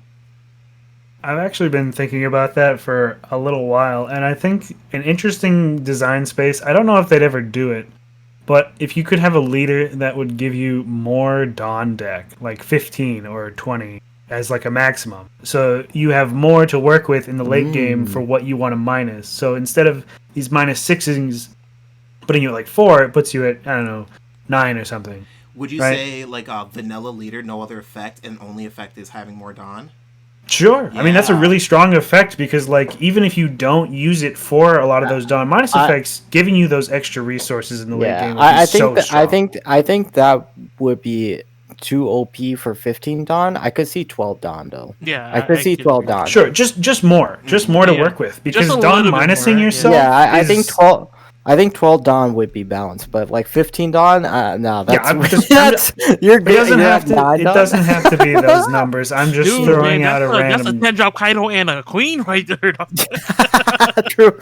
Damn, that's actually kind of cool. Devin, that's such a good point. That's such a good idea. Yeah, it's design space. I mean, like, they could, like, if they wanted to go for like a higher number, let's say they go 12 and you have 5, sure. But if they wanted to like lower your life or something to give you more Dawn potential in the late game, you know, there's lots of things they could do with that would open up really interesting design space. Yeah. Okay, I love that. How about for you, Randy? Any thoughts? Yeah, not too many. I just feel like they just need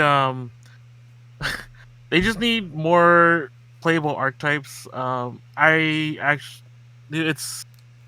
feel like printing. Okay, I thought Animal Kingdom was a great archetype to go with because obviously Kaido stuff, right? Impel Down I thought was pretty good too. Water 7 is like, I don't know, that's like nearly unplayable, right? There's some okay cards, but yeah, the deck itself is just not good. It's not strong enough. It's not strong enough at all. It's too slow, and like one of the biggest issues that Purple runs into is that yes, Quan said it is too slow because it requires a lot of setup in a meta where like people are just like blasting you right now. It's like even though Newgate is slow, they hit you with like big numbers later on, and like they just blast you that way. Zoro just blasts you like instantly. Like the upfront value you get from Zoro is just like so strong. Law, sure you can 10 drop against a Law player, but if you give them like Dedans like every turn, like they're just gonna keep flooding their board with like 1-drops and stuff like that, and you just can't win against Yellow. I just don't see how you can like, play out of like, you know, like Katakuris and like 10-drop Big Moms. And like the, you know, Kaido as a leader trying to crack life is like, you know, it's a good -7 to crack a Yellow. It's like it's kind of difficult to like get to that point. You know what I mean? Like, for sure. I just think it just needs more playable archetypes. It's just the archetypes that are out right now are just not playable, and they're not printing it. They're not printing any more like purple Animal Kingdom cards because they're just reserving those Animal Kingdom spots for like other colors and stuff. Yeah, so interesting. For me, the big thing that I would add to purple to kind of fix the problem is piggybacking on that where it feels just too slow.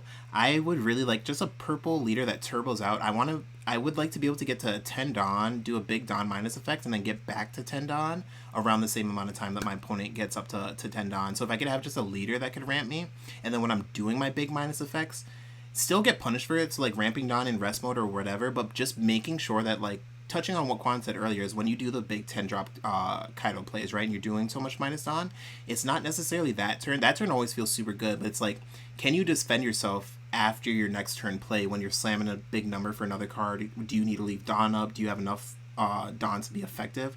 So if we had a leader that kind of just turboed that out and just made it so you could make your really big statement play, but then come back and still be a strong leader, I think that's what purple would really need right now. So just like hyper ramping for purple would just be really nice. But I think that it's in a place right now where it's just kind of really hard for it to survive because there's so many decks that it's not great against. You have really aggressive rush red decks, but then even playing into yellow, if your opponent is just healing constantly, I guess it kind of drags the game down, and purple is a really good deck at slamming big bodies, but so is yellow. So I think that it would just be a fight of the big dudes in that kind of matchup. So I think that just adding to its earlier game is going to help it out quite a bit, because we've seen how good Kaido and decks like that are good in the late game, right? Yep. Well, you know, in a couple months, we're going to, you know, get like some new purple tools, which allow you to do that exact thing. But, yeah. I mean, of course, now, of course we know like the new stuff that they announced for Japan. You know, those new starter decks are out. Oh, yeah. Those cards are gonna help a lot with playing purple. I just don't know. There's like no data yet on how good those specific cards are. I mean, they're gonna be good. Giving your leader +1k through your opponent's turn, per useless kid that you have on the Yeah, board when attacking. dude, that purple kid's insane. Quit But playing. yeah, there's just not enough data for me to like assess like okay, what is like actually really good right now. Yeah, for sure. But hopefully, we get to see more of it. I'm excited. Yeah. Like the more stuff that comes out for One Piece, I just get more excited because the more stuff the better because that makes the old leaders like even like okay, now we can like play with the old leaders that weren't good, like Blurple Croc or like Blurple Kaido, or even like Zephyr, or even like we get more tools for like Sanji as well Mm-hmm. and stuff like that with like more cards. So I'm just excited for the game going forward, just because as time moves forward, different decks are gonna pop up. Like I'm Yeah. pretty excited for that. No, that's super true. Moving on to the next. Well, this is actually technically a question that's a couple down, but I wanted to get into this. This is zooming out a little bit and talking a little bit more about like card design, card space, and the OPO3 meta in general, not just the meta that we see from like Gen Con and things like that. But looking at OPO3 as a set, what are your opinions on the general card design? Is power creep setting in? Are there enough staples for all the colors? Was there anything that shouldn't have been printed this set? And that's kind of one of the big things that I want to stick on. Do you guys think that anything came out this set a little bit too early, like we should have held it for OPO4? I think 5 cost Marco should have never been printed, and I think this meta would be more diverse. Yeah, for sure. 5 cost Marco is huge in this meta. One of the biggest players. It's probably the strongest single card in the game by its just like general usefulness. It has counter. It costs a very reasonable amount. A really big body. It's removal. I think the biggest thing is that it's generic, right? Its effect is super generic. Mhm. You play it, it kills something, and then you just dump any event for it. You can even splash it in like red green and still pitch like a green event and still get to res it. So it's like too versatile, man. No, Way for too sure. versatile. I think for me, looking at the set, one of the big things that my issue with the set is I think it was a really good set. We got some very good decks and some very, very good leaders. I think that looking at everything that's not the main strongest decks in the format, everything got really, really good stuff. But with those that color being in the meta and just kind of bringing everything up, I think that it pushes everything so far behind. I would have liked to see just a lot more staple cards for the other colors. I would just like to see a lot more just good yellow cards. Have the fact that all of our good yellow triggers cost us a card in hand is just crazy inhibiting to the color in general when you're looking at designing a deck and wanting to fight against other decks and stuff like that. Your biggest mechanic, or your biggest like kind of like plussing mechanic right now isn't even plussing you. And then things like green. Green was so powerful for so long, and then this set we just didn't get anything that kind of propelled us forward. The biggest thing that we needed to propel us forward, like I said before, was that big 8, 9, or 10 cost, or in the 9 or 10 cost card for the color. But I would just like to have seen more supporting the other cards that aren't just red, right? Because we got the entire Ace archetype, which just did so much, right? We got the Marco, like we said, but Fire Fist is another big one that's huge in this meta. We saw a little bit of impact with that Flame Emperor, right? Flame Emperor really fights green very effectively. So it's just like a lot of stuff that was given to a color that was already performing very well. But then like decks like purple didn't get anything generic to play, like no new events or anything. So that's one thing I would like to add is just more staple cards for the other colors. I mean, blue got a lot of really nice removal that there was desperately needed for the color, and I think that's sort of an issue that yellow has as well. Is they don't.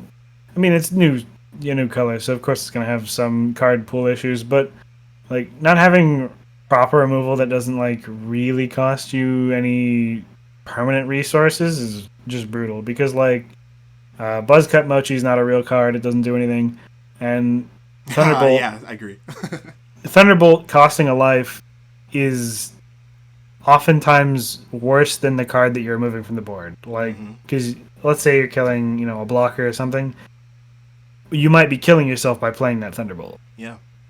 Very, very true, yeah. Lots of times Thunderbolt is a card that I've seen, like, people like Muchi only use in the late game when they're going for, like, game or stuff like that. It's definitely a hard card to use, and yellow needs mid-game removal desperately. Quan, Rainey, how about you guys? What are your takes on it in general? Yeah, I think I can agree with that. It's just yellow, just like the plus life effects is just too detrimental when like you're thinking about okay, every card has either minus life or minus card in hand, and like that just that really hurts because sometimes when you look at your hand as a yellow player, you want you want to keep your big stuff, so you end up like sometimes tossing away a 2K shield. Yeah.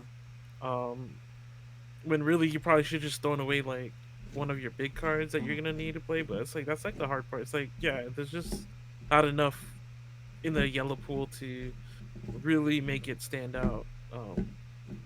In terms of like meta versus like red. So Okay, let's circle yeah, back to what not let's much. circle back to what Devin brought up with blue getting so much support. Do you guys think that blue got like what the second best color support for OPO3? I think it made blue like playable at all. I think personally, yeah, I think it totally Yeah, made blue yeah, like I brought it agree. up I agree. 100%. I Dude, think Kaya, yeah, drop higher with Kaya. You get 3,000 worlds. Sanji's Pilaf is like being played in like generic blue decks too. It's like no, yeah, yeah, I just like the blue support. being able Sanji's to get any advantage at all is just really nice because that was kind of an issue with blues. Is like unless you were playing exactly blue purple croc, your only draw power was uh, love mellow, which is not going to do a whole lot for you. It's like purely defensive. yeah. No, I totally agree there too. The other card that's super insane is 3,000 Worlds. 3,000 Worlds on curve gave blue such a good early curve to deal with things like the Marco. I feel like that's another reason why they can be so strong right now is because they have options. But how about for you, Quan? I want to hear some of your opinions on the general Uh, subject. I mean, like blue. I think blue. Their main thing that they got was 3,000 worlds. Everything else was just kind of towards helping Nami. Mm-hmm. Like I don't think any other card was there to actually like help like I I want to say win the game, but That's yeah, fair. like I feel like Sandy's Peel Off though and Kaya are super good like mid oh game yeah, cards, right? But yeah, it's splash damage, right? It was meant for Nami, but then it also circles back and helps blue as a color too. So no, I totally get that. Yeah, honestly, I think of all of the cards, like 3,000 Worlds, the color really needed permanent removal because everything was like primarily, bouncing things to their hand, which they'll just play it again, so it doesn't really matter. Mm-hmm. So you were like 9-drop Mihawk or bust, and that's really expensive, and you lose a lot of tempo if you're having to, bottom deck like a 3 or 4 cost something just on a 9-drop. Like that feels really bad, but if you have 3,000 worlds, you just pay 4. It's just like Jet Pistol. You just get rid of a thing for a while. 100%. Yeah. So for if you could go back, circle back through OPO3 and redo the set how it is, whether it's like taking something out, adding something in, or just kind of designing like a new card or just something that decks needed, is there anything that you guys can think that you would add to the set if you could redo it? Even if it's just pulling cards from like OPO4, like this 4 cards need to be in OPO3 and the meta would have been fine, or anything like that. Yeah, I think for me, my biggest thing is just taking out the line of text for arc specific cards. For like, if your leader has East Blue or if your leader has Water 7, I would just take that line of text out, and it would make those Wow. colors significantly better. Like no kidding. Like just because those lines of text are there, it makes those colors a lot worse because now you have to play arc specific colors, Mm-hmm. which I don't think is that great because yeah, for like for the blue conversation and like the red conversation, we got a bunch of generic stuff that you can just play. Like the Marco is not Whitebeard specific. So just taking out that line of text for certain cards, especially for like East Blue, Green East Blue, and like They needed Purple to Water 7, they needed to I add think that that line of text for Marco and Firefist. or something like that, right? I think in yeah, my opinion, where yeah, you can make it like Ace, where you can only get rush if you uh Yeah. have. So just make it where you can only KO a 3K or lower if your leader. Well, actually, right. So Whitebeard would be adding really adding and strong taking still. yeah, It's adding and it's taking still out really that strong, line of but text, yeah, adding and taking out that line of text is really important. The how strong the cards were in this set. I think if we took out Water 7 from some certain purple cards, some of those cards would be amazing. Like they'll actually be playable, and like some of the East Blue stuff. If we took out East Blue specific, I think some of those cards would be super good because I wanted to play some of those cards in like Law too, oh yeah, but you super just true. can't play it because like they're East Blue specific. So Mm-hmm. No, that's a super good yeah, point. I I would have mean, liked. yeah, Oh, sorry. Yeah. No, I was just saying like that would be like probably the biggest change, and also probably add the set for Sanji blocker into this set instead of the 2K blocker. Mm-hmm. But I know for me, two things that I really wanted to add into the set. So when I was designing or like kind of like brainstorming around with Black Yellow Big Mom, my big thing was finding two things: cards that had +1 healing. We've talked about this a ton, but like just give me like a 6-drop Big Mom that lets me like pitch a card or two or sacrifice a card on board or something so I can get some earlier heal so I can just stay in the game for longer so it's easier for me to slam my bigger cards. But the other thing that I would really really like would be just for like for their triggers, I just want cards that play themselves without discarding a card, but they just have to have like a semi decent effect. Like ping me 1,000 of my leader when it's played, or just something. Give me like literally anything. Make it a blocker that has like decent stats, or let me draw just one card when it plays out of life, as opposed to having just like to rip cards out of my hand. Just because those are the cards that I feel like are just most effective. Like we see like the Shirioshi be super good, but it's hard to utilize. And just like kind of stuff like that. I wanted more of those cards when I was building out Black Yellow Big Mom, because when you're looking at defending yourself and fighting all these other decks, you do want to put cards on the board, but you don't want to lose cards in hand. So those are my big gripes, I think, for for cards that yellow needed to be really good. But I just really, really, really wanted a 9 or 10 cot screen card, just really bad. I think that would have been, just the issue would have been solved for like green just not being in the meta, especially with green being the number one color that kind of fights red. I think it should have gotten a place, but... Well, there are the homies, but I think the big issue with those is because they require Big Mom specifically, you're kind of required to swing with your leader or have one of the Big Moms on board already, and so that deck just doesn't function. No, 100%. It's always so RNG-ish if you hit those types of cards in your life, essentially, right? You would need to essentially play, or I was playing the Big Mom Chanter, is that what it's called? To make sure that you're always able to put the cards back into your life. But it just got so sticky with like having cards in your life to put back, and then like having that be effective because they can just swing at your life, have it come out, and then play 5-drop Marco to kill it. But yeah, how about you guys? What else would you guys add? Or I guess it's just Quan left. Like, I mean, I would just ban Marco. I think that's I think that's the solution. I think making it so that they can't. I just think that card's just too oppressive for it to be in the meta right now. Mhm. So no, that's totally fair. I almost wonder if it would have been fine if they had gotten Marco, but they hadn't gotten Izo. Oh, yeah. Because having two cards that search any Whitebeard card make finding Marco so easy. It's like you're never not going to find. Huh. Because you have Whitebeard Pirates and you have Izo. If you only have the event, it's a lot less easy to do. yeah, Because you have a body that develops on the board and also searches 5 for any Whitebeard, like you're never not going to find it. That's actually such a good point, right? Because that even stops their consistency for finding like Fire Fist if they didn't have the Ezo and stuff like that. If they need it to remove some of your board and stuff too. Interesting.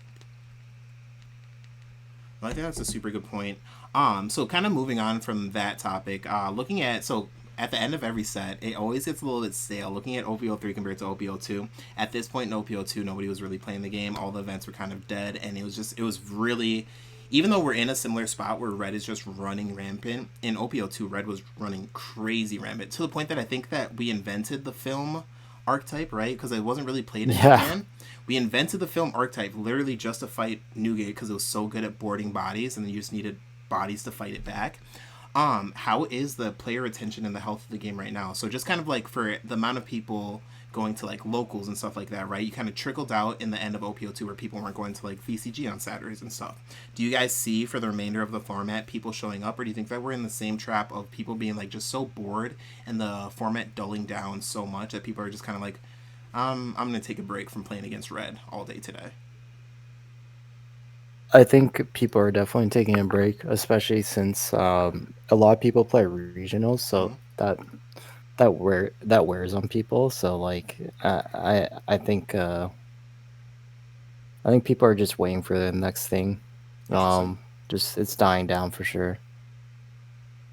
I think a big thing with that is also because we're in this boom of other card games, like Lorcana just released, and as much as I don't particularly care for it, like a lot of people are looking into that. And then you have like Digimon, has its sets coming out and whatever. And so, and some people still play Yu-Gi-Oh, Magic, Pokemon, whatever. There's always more card games, Flesh and Blood, all these other things that happen. And so if you're getting to the end of a set and you're, kind of getting bored, well, you can go play something else. Yeah, true. And there's an abundance of that right now. You're so right. Yeah, for me, I don't think there's as much of a slowdown as OPO2, just because like the prize cards are still like really good. I think TP3 is like probably one of the best TPs we got for One Piece. I mean, Julie Bonnie AA, Nami Starter Deck, Nami AA, you got Sensomaru AA. We don't talk about who's who, but well, I mean, like the winter versions. The winter versions are those cards are like literally the reason why people are. I think are. I saw people pick up the winter Husu for my event.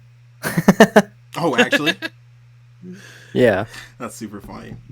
But yeah, I think for this specific format, it's not going to be as much of a slowdown as OPO2, just because like TP2 for One Piece is like it was so bad. Oh, that was terrible. It was what, just EZO that people cared about? Yeah, and like I guess if you were horny, Black Maria was a thing, but like. But the Nami and Julie Bonnie, I can still see people play for those for sure. Yeah, that's fair. Yeah. No, I agree with you, Randy. I'm right there with you. I think that for this set, even though we're in a sea of red, I feel like people are less annoyed by it because people have so many other colors to play right now. We see like we have a local homie G who's just been on East Blue forever and just doing his thing on that. Lots of the homies are playing yellow, and yellow is just a popular color because it's new. We just got the starter decks. Black has been a really big fan favorite just between Rob Lucci, but people knowing that the Admirals in general are very strong right now, just to fight into red and to like help keep pace.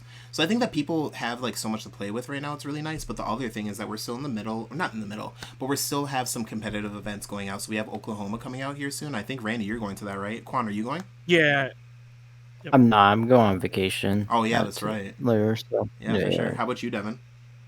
Probably not. Mm-hmm. It's just kind of a pain to get all the way down to Oklahoma. No, absolutely. I totally get that. But with the competitive scene still being live, I think that people are still testing, people are still pushing, and maybe we even see, probably not, but we probably won't see the invention of another new deck in the meta to kind of fight these red decks. But I think that people are still going to play just because prize support is good. Like, following on what Randy said, TB5 is fantastic. You have event packs for these online events too that people just aren't ever going to not play in. So I think that player retention for this one, I think it's going to look a lot better. I think that like those Saturday VCG tournaments and stuff like that, we're not going to get down to like 4 or 3 people. I think we'll stay around like whatever 8 to 16, which is a lot less than they normally get, 100%. But are you guys all continuing to play through the rest of the set? Because this is that point where it's like these are the weeks where people are starting to start to take off. They're putting their decks down. We're a month out from OPO4, so it's like it's nothing to wait for the excitement of the new set. So, but I have a couple ideas on how to play with some of the new cards from the starter decks. So we'll see. For sure, nice. What do you say? Yeah, I'm still gonna play. Go ahead. I was just like, when is OPO4 again? Is it September 28th? Here we go. There you go. Oh, right around a month and 6 days. Yeah, right around the corner. There's a Digimon release the day after. That's kind of annoying. That is annoying. They usually give us at least like a week. Oh yeah, RBO1. Yeah, so we'll see. It's the big reprint set. Yeah. Dude, come on, man. Don't do this. You don't need reprints when you have all the cards, though. No, but I want the new cards from that set. Dude, the reprints are so good because like everything's holofoil, though. Like literally everything. Whatever. Yeah. I'm right there with you, Devin. I don't care too much for it. I mean, I've got pre-orders for One Piece, so I'll spend the money that I have now on the Digimon thing. It's not a big deal. That totally makes sense. I've already spent the money on One Piece, so I don't have to worry about it. No, for sure. I know that I'm going to continue playing. I just made Wano Arlong. That's been super, super fun to play, so I'm going to be playing that probably for the rest of the format, or circling back to like Black Yellow Big Mom, or playing Blue Purple Kaido or something like that. But I think the fun decks right now are just definitely... there's enough, right? People aren't so heavily on Red Newgate that it's like I can't play a tournament or anything like that. Right, so. Yeah. No, I think that's super, super nice. Randy, what are you playing for the rest of the set? Because I know you're playing competitively. Yeah, playing competitively. I think at least for this regionals, and then I think there's a slowdown until OPO4 for me. So I mean, I'm gonna cook up a super weird law list that I've been trying. I think it's I showed you Jermaine, but Yeah. I'm still cooking. But yeah, because I'm just not like I don't want to play meta for the rest of the set. And I just want to like kind of just play some like weird stuff. Oh, for sure, for So sure. That's all I ever play, so nothing's yeah, changed. Playing the weird decks is so much fun, especially when we get to this point in the meta 100%. But cool. Kind of just wrapping things up. These last couple questions are for the audience, so we'll just do a big goodbye at the end here. But anybody watching that's made it this far, if you guys could add, if you guys have any questions for us that you guys want to see answered in a future podcast, specifically talking about One Piece, obviously, with the theme of this podcast, please leave them down below in the comment section. But the other thing is, if you guys have anybody that you guys would like to see on the podcast, I'm working with a couple of my content creating friends, but I want to bring more people on, so I want to know who you guys are watching, smaller creators, bigger creators, really whatever, but I'll reach out to anybody to get them on the podcast. So if there's anybody can think about, just leave a comment down below and I'll let them know. But yeah, do you guys have any parting comments or any shout outs for anybody? Shout outs to James for getting his prizing revoked for not turning in his Gen Con tickets. That's so some mean. bullshit. That was terrible. That's the fucking worst possible thing. Fuck Gen Con for doing that. Yeah. That's a stupid Yeah, system. No other online tournament has that system. There's no reason for it. Nope. They screwed him out of his fucking invite for Nats. That's fucked up. Yeah, that's crazy. And he topped 8. Like, he played an entire 8-hour day dedicated to just that, just to get his invite revoked, just for not turning in the ticket. That's just crazy, honestly. That's actually gonna be a big topic on the next Digimon episode. So anybody that stayed that's far. I think they did that so that they don't have to give people prizes. It's just to sell the product. No, it's honestly very, very wild. I couldn't have ever thought of a situation ending up like that. Like, how does that even happen? That's just so crazy. Yeah. No, perfect. But yeah, no, if nobody has any shoutouts or anything like that, this is going to be Jamonster with a couple of the Oppas Gaming and some friends, and we're going to be out. Take care, you guys. Yep. See ya.